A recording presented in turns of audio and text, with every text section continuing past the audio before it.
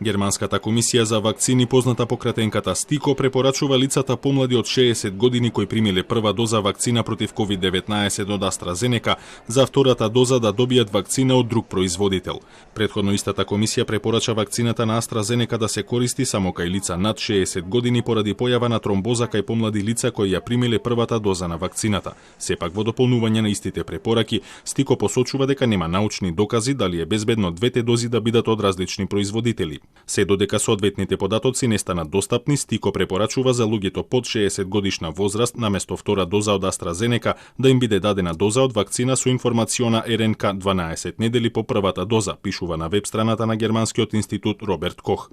Недовербата на Германската комисија за вакцини во AstraZeneca е добро позната. На почетокот од вакцинацијата во Европа во јануари, СТИКО препорача таа да не се користи за лица над 60 години затоа што немало доволно податоци за нејзината ефикасност кај таа старосна група. Но по одобрувањето од Европската агенција за лекови и Светската здравствена организација во средината на февруари, таа препорака беше повлечена. Покрај тоа, компанијата беше подложена на дополнителен притисок од јавноста и критики од Брисел и националните влади затоа што не можеше да ги произведе и достави на рачаните дози. Од самото одобрување за употреба на вакцината која заеднички ја развија Британскиот универзитет Оксфорд и AstraZeneca, Светската здравствена организација и Европската агенција за лекови постојано инсистираат дека таа е безбедна и ефикасна за сите старосни групи.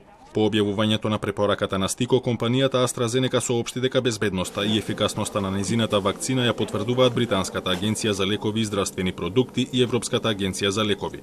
AstraZeneca ќе продолжи тесно да соработува со здравствените власти за да се обезбеди правилна употреба на вакцината, како и за да се разбере природата и релевантноста на овие настани, напиша компанијата во соопштение.